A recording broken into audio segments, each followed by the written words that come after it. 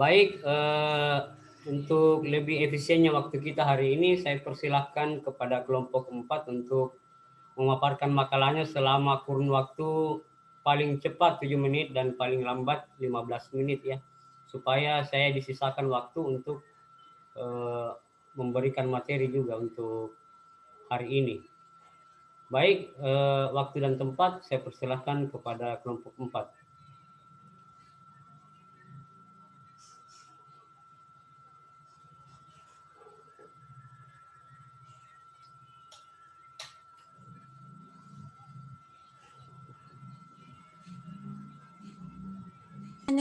Assalamualaikum warahmatullahi wabarakatuh.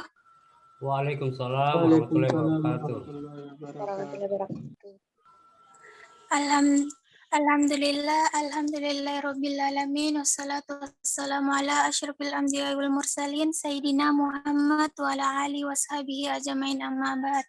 Pertama-tama marilah kita panjatkan puja dan puji syukur atas kehadirat Allah Subhanahu wa taala, atas berkat dan rahmat-Nya lah sehingga kita masih sempat melakukan perkuliahan melalui media Zoom ini.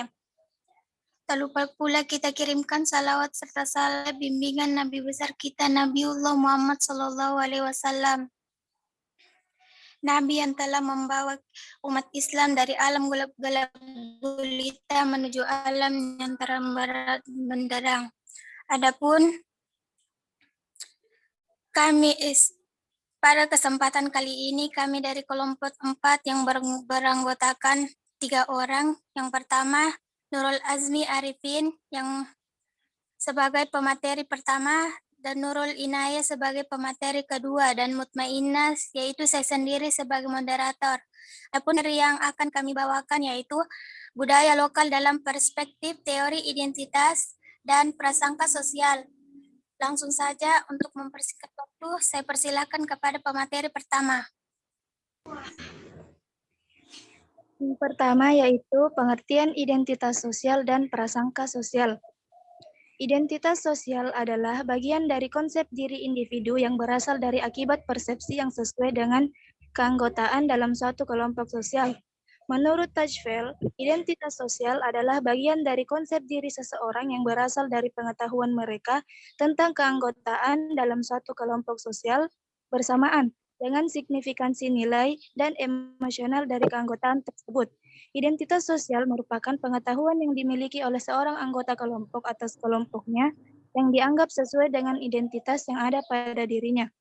Teori identitas sosial digambarkan sebagai teori yang memprediksi perilaku antar kelompok tertentu berdasarkan perbedaan status kelompok, legitimasi, dan stabilitas yang dipersepsikan akibat adanya perbedaan status tersebut, dan kemampuan yang dipersepsikan dalam berpindah dari satu kelompok ke kelompok lainnya. Yang kedua yaitu prasangka sosial. Adalah suatu dugaan yang bersifat negatif ataupun positif, akan tetapi lebih menonjol pada dugaan yang negatif. Anggapan dan pendapat yang kurang menyenangkan atau persepsi-persepsi yang negatif, yang tidak rasional yang ditujukan pada ataupun kelompok yang diprasangkai. B. Komponen identitas sosial. Mark Rubin pada tahun 2004 mengatakan bahwa ada interpretasi yang berbeda mengenai beberapa teori identitas sosial. Dalam keragaman ini perlu untuk meringkas interpretasi tersebut. Di sini ditafsirkan ada 3 identitas sosial. Ada 3 komponen identitas sosial. Yang pertama, komponen sosial psikologis. Dalam teori identitas sosial ini menjelaskan proses kognitif dan motivasi dalam hal jenis diskriminasi antar kelompok atau lebih dikenal sebagai kompetisi sosial. Yang kedua, komponen sistem.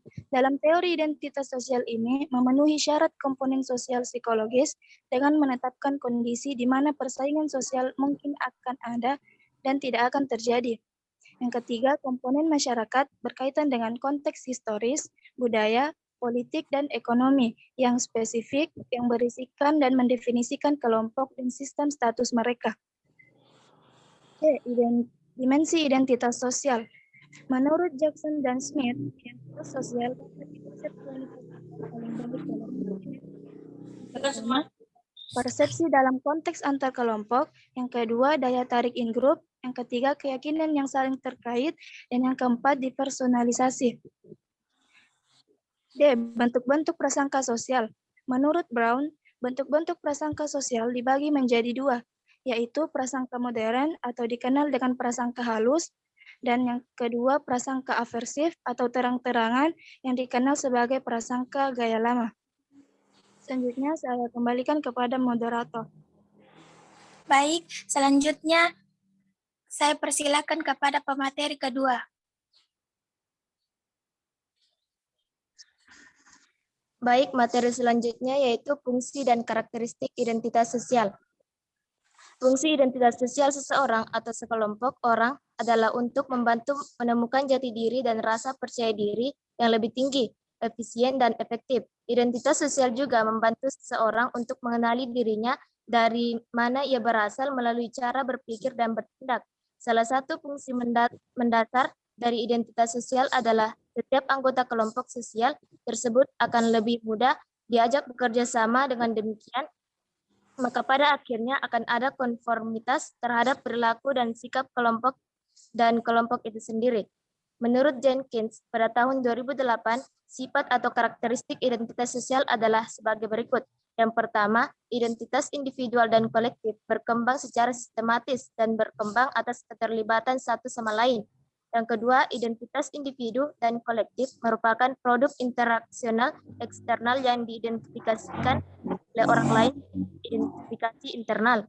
Yang ketiga, proses terjadinya identitas dihasilkan baik dalam wacana narasi, retorika, dan representasi, dan dalam materi seringkali bersifat sangat praktis yang merupakan konsekuensi dari penetapan identitas.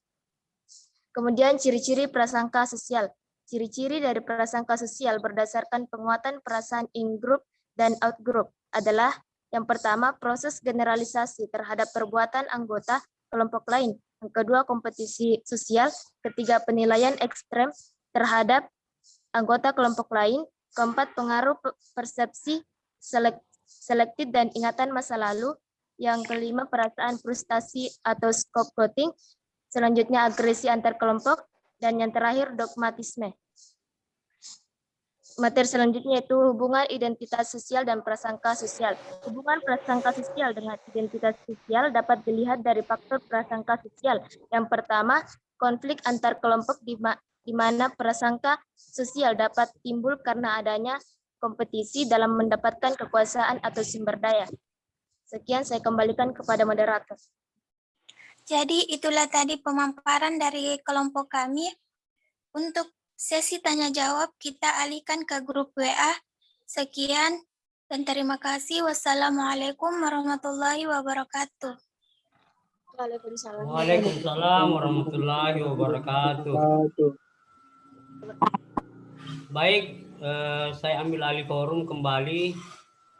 Terima kasih saya ucapkan kepada kelompok 4 atas penyajian makalahnya, dan saya menilai bahwa model penyajian makalah dari kelompok 4 ini sangat baik ya, dan bisa menjadi contoh bagi kelompok-kelompok berikutnya. Cara presentasi yang baik itu harus sistematis, padat, dan tidak terlalu panjang ya. Cukup poin-poin besarnya seperti yang dilakukan oleh kelompok 4 tadi. Saya kira menarik apa yang disampaikan oleh kelompok 4 karena tadi sudah dijelaskan secara definitif. Mulai dari definisi ya sampai ke runtutan pembahasan yang terkait dengan terkait dengan identitas sosial ya. Tadi juga disinggung oleh kelompok 4 sudut pandang psikologis dari terkait dengan identitas sosial. Saya kira ini menarik karena memang ilmu psikologi ini memang menjadi ilmu yang utama ya bagi adik-adik mahasiswa yang dalam konteks program studi bimbingan konseling Islam. Ini memang salah satu ilmu yang perlu menjadi pemahaman bagi mahasiswa, terutama juga kalau kita mempelajari budaya lokal. Budaya lokal juga perlu harus lebih banyak dieksplorasi dari sudut pandang psikologi, karena memang konsentrasi keilmuan dari BKI memang salah satunya adalah psikologi ya.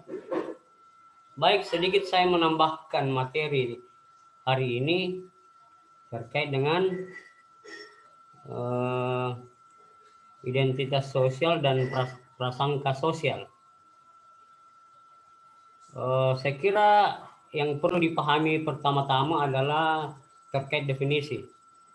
Tadi sudah disinggung oleh kelompok 4 definisi identitas sosial, tetapi belum dipisahkan ya antara identitas personal dan identitas sosial, karena sebenarnya kemunculan teori identitas sosial itu berawal dari konsep-konsep tentang identitas personal. Jadi awalnya dari kita bermula dari identitas personal ya, atau dalam bahasa atau dalam ilmu psikologi sering disebut dengan konsep diri. Nah, ini pemahaman ini kita harus mulai dari konsep diri ya.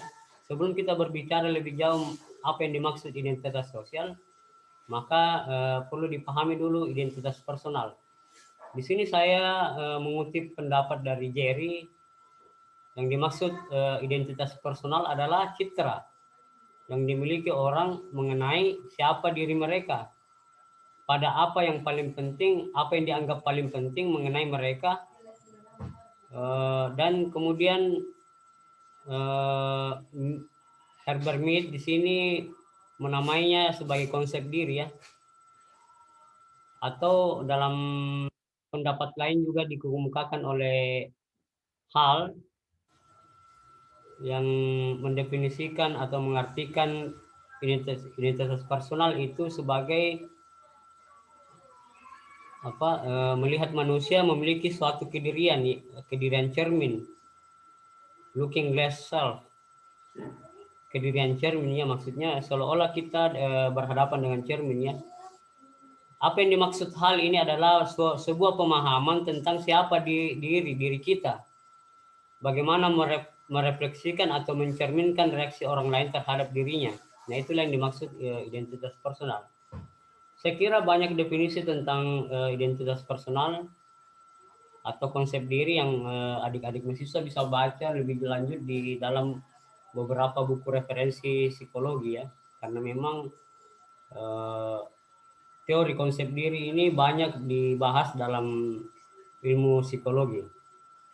Nah, kalau kita berbicara identitas sosial, maka seperti apa yang diungkapkan oleh kelompok 4 tadi, terutama yang dikatakan oleh Jenkins, yang dimaksud identitas sosial adalah pemahaman kita tentang siapa kita dan tentang siapa orang lain. Begitu juga sebaliknya, pemahaman orang lain mengenai diri mereka sendiri dan mengenai orang lain. Jadi di sini bersifat timbal balik ya. Bagaimana pandangan kita terhadap diri kita sendiri, dan begitu juga sebaliknya orang lain bagaimana pandangan tentang dirinya sendiri dan pandangannya terhadap kita. Jadi itu yang dimaksud identitas sosial. Kemudian lebih lanjut lagi, perlu dipahami juga bahwa identitas personal ini tidak selalu berbanding lurus dengan identitas sosial. Saya ambil contoh misalnya di tengah masyarakat, ini kan banyak kalangan waria ya, atau manusia setengah-setengah. Saya sebut manusia setengah-setengah karena secara biologis laki-laki, tapi sifatnya bersifat perempuan. Itu dan masyarakat saat ini memberikan label atau penamaan sebagai waria ya, wanita pria.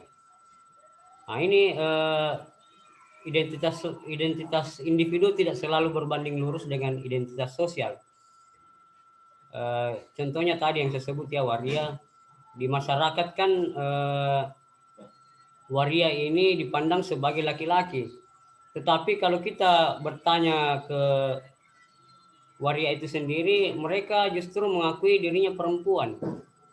Dia mengingkari kelaki-lakiannya, mengingkari fitrahnya sebagai laki-laki. Nah, itulah yang dimaksud identitas personal yang tidak selalu berbanding lurus dengan identitas sosial.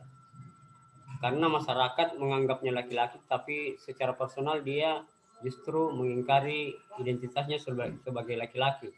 Itu salah satu contoh ya. Kemudian kata kunci dari identitas sosial ini adalah bersifat internal dan eksternal. Maksudnya apa yang kita pikirkan mengenai identitas kita itu yang dimaksud internal. Kalau eksternal itu bagaimana orang lain melihat kita. Nah, itu sudut pandang yang saling berhubungan satu sama lain, jadi tidak terpisah ya, sehingga menghasilkan apa yang dimaksud dengan identitas sosial. Atau dalam hal ini bisa kita simpulkan sebagai hubungan yang bersifat dialektis. Kemudian kata kunci berikutnya adalah identitas itu erat berkaitan dengan posisi sosial. Jadi tergantung, misalnya kita sebagai mahasiswa, peran kita di tengah masyarakat itu sebagai apa ya? Maka itu juga sangat menentukan identitas. Bagaimana posisi sosial, kedudukan sosial kita di tengah masyarakat maksudnya. Atau dalam sebuah organisasi atau komunitas-komunitas tertentu ya. Saya kira itu beberapa kata kunci yang perlu diingat. Kemudian kita lebih mendalam lagi ke pembahasan mengenai apa hubungan identitas dan budaya ya. Apa hubungannya? Nah, di sini kita bisa melihat hubungannya itu konsep identitas itu sangat erat berkaitan dengan gagasan budaya. Identitas dalam hal ini dapat dibentuk melalui budaya atau subbudaya, tempat di mana seseorang menjadi bagian atau berpartisipasi. Jadi contoh misalnya adik-adik mahasiswa ini yang sebagian besar mungkin latar belakang sukunya adalah suku Bugis ya. Nah, suku Bugis ini merupakan salah satu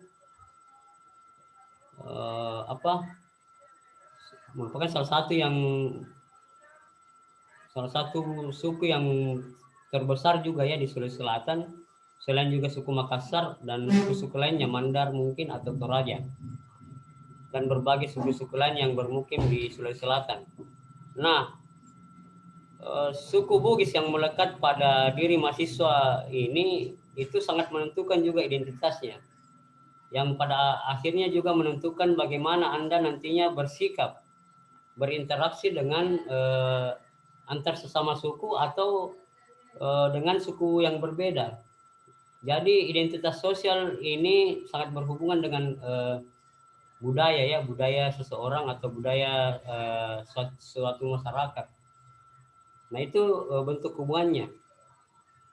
Kemudian di sini saya mengutip pendapat Stephen Frost bahwa identitas itu muncul memang dari budaya, tetapi bukan hanya budaya yang membentuk identitas seseorang. Ya, ini pendapat dari Stephen Frost ya, yang mengaitkan budaya identitas yang muncul dari budaya. Tapi dia menekankan bahwa bukan hanya budaya, ada faktor-faktor lain.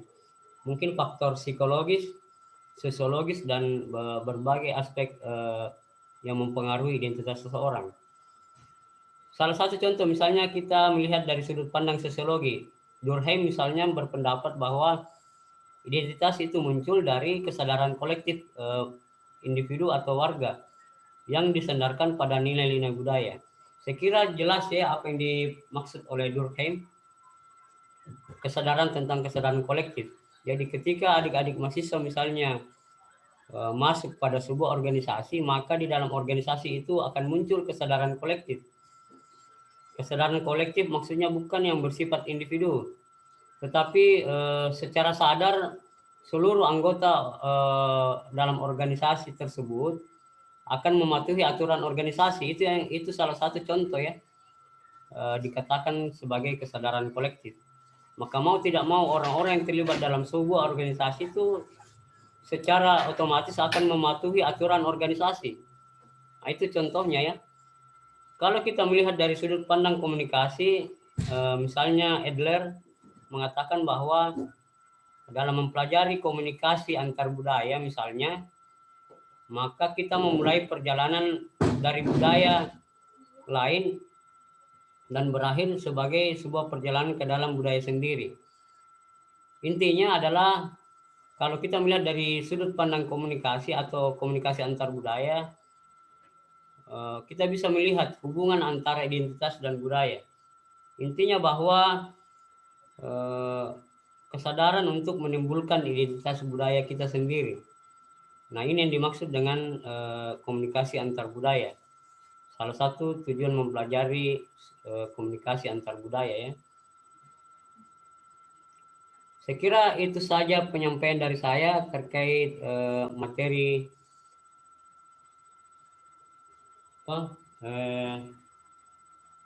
konsep diri atau identitas personal dan identitas sosial. Saya berharap kepada kelompok 4 ya untuk melanjutkan diskusi di grup WhatsApp, dan saya juga sangat berharap kepada seluruh mahasiswa selain kelompok 4 untuk senantiasa aktif berdiskusi, lebih menghidupkan diskusinya di grup WhatsApp ya. Karena ini termasuk penilaiannya, penilaian individu itu bukan hanya kehadiran ya, sejauh mana mahasiswa aktif hadir di perkuliahan, tapi juga keaktifannya dalam diskusi. Jadi saya sangat berharap kepada seluruh mahasiswa untuk aktif diskusi.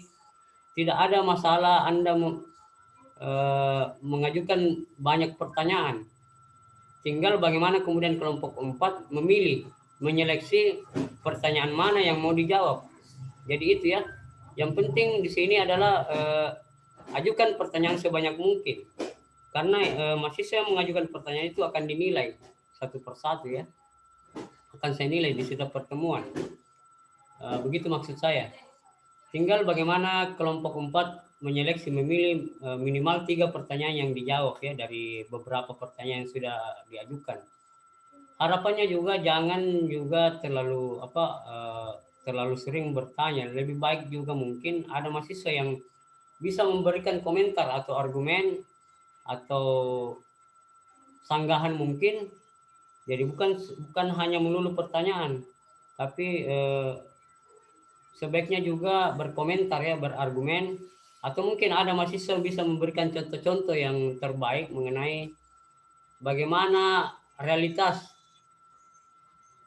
bagaimana kenyataan di lapangan terkait identitas personal atau identitas sosial.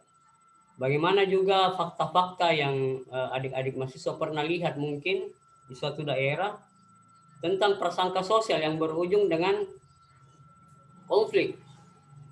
Jadi sebenarnya kalau kita berbicara prasangka sosial ini lebih bersifat berkonotasi negatif ya, seperti yang dikatakan oleh kelompok 4, lebih cenderung negatif daripada positifnya. Karena prasangka sosial ini akan melahirkan diskriminasi, lalu kemudian karena perlakuan diskriminasi kelompok yang satu terhadap kelompok yang lain itu akan melahirkan konflik pada akhirnya. Saya memberikan satu contoh sebelum saya mengakhiri penyampaian materi saya. Kita kembali mengingat konflik yang pernah terjadi di Poso ya, Sulawesi Tengah. Itu konflik antar agama, bukan konflik antar suku. Tapi antar agama itu mungkin saja boleh jadi diawali dari prasangka negatif umat Kristiani terhadap Muslim, atau sebaliknya bisa jadi begitu ya. Tetapi faktanya konflik yang terjadi di Poso itu konflik kekerasannya yang dilakukan pertama kali sebenarnya dilakukan oleh umat Kristiani. Dia melakukan pembunuhan massal kepada umat Islam di Poso, khususnya warga santri. Warga santri di sebuah pondok pesantren itu dibunuh di dalam pesantren. Lalu kemudian akibat dari perbuatan umat Kristiani itu, lalu kemudian umat Islam melakukan pembalasannya, jadi tidak ada akhirnya, saling balas membalas karena dendam ya. Nah di situ dari konflik ini kita bisa mengambil pelajaran bahwa sebenarnya konflik itu besar kemungkinannya diawali dari prasangka. prasangka yang dimanifestasikan atau diwujudkan dalam bentuk perlakuan diskriminatif, hingga akhirnya terjadilah konflik antar kelompok, antar komunitas. Saya kira banyak contoh lain yang bisa kita paparkan, dan mohon kelompok 4 nanti lebih banyak memberikan contoh kepada teman-teman supaya pemahaman teori, jadi pemahaman dalam kuliah kita ini bukan hanya teori ya, tapi perlu dikaitkan dengan fakta-fakta yang terjadi di tengah masyarakat. Bagaimana misalnya identitas sosial masyarakat Bugis dalam kaitannya, dalam hubungannya dengan interaksi yang terjadi dengan budaya lain. Misalnya bagaimana sebenarnya interaksi sosial antara masyarakat Bugis dan Makassar misalnya. Itu bisa diberikan contoh ya oleh kelompok 4. Bagaimana pula contoh-contoh konkret terkait dengan prasangka sosial.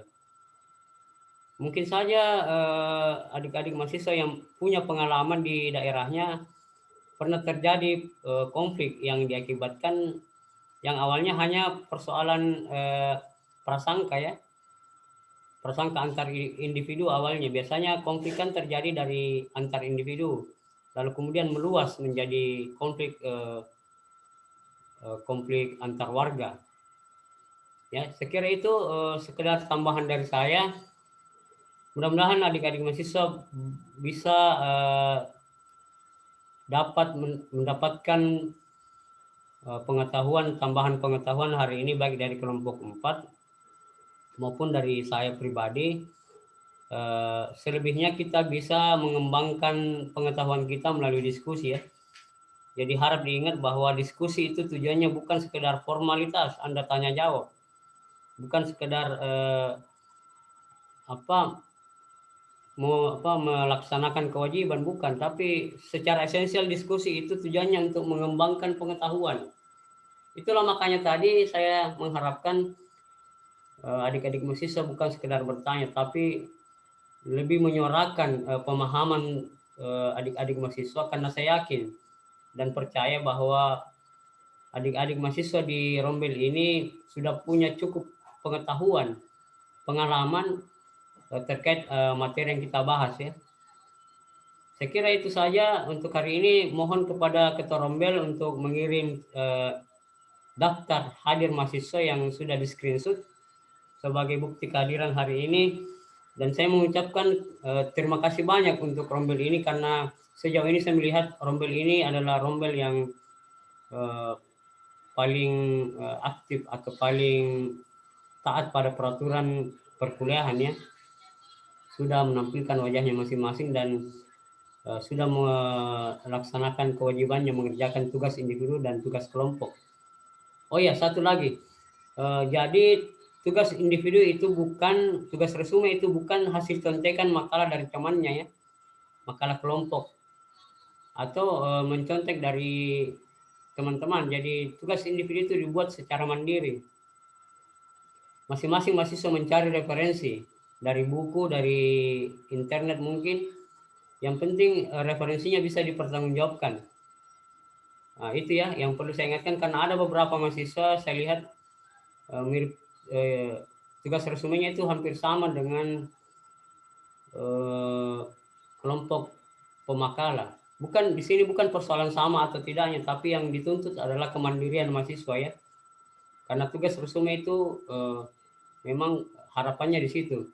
Kemandirian mahasiswa untuk mencari, mengembangkan pengetahuannya sendiri, lalu kemudian menjadi dasar untuk berdiskusi nantinya di grup WhatsApp ya. Saya kira itu saja untuk hari ini. Terima kasih sekali lagi saya ucapkan kepada seluruh mahasiswa dan terkhusus kepada kelompok 4 dan Ketua Rombel. Akhirul kalam, nun wal kalam ma yasturun. Wassalamualaikum warahmatullahi wabarakatuh. Waalaikumsalam warahmatullahi wabarakatuh.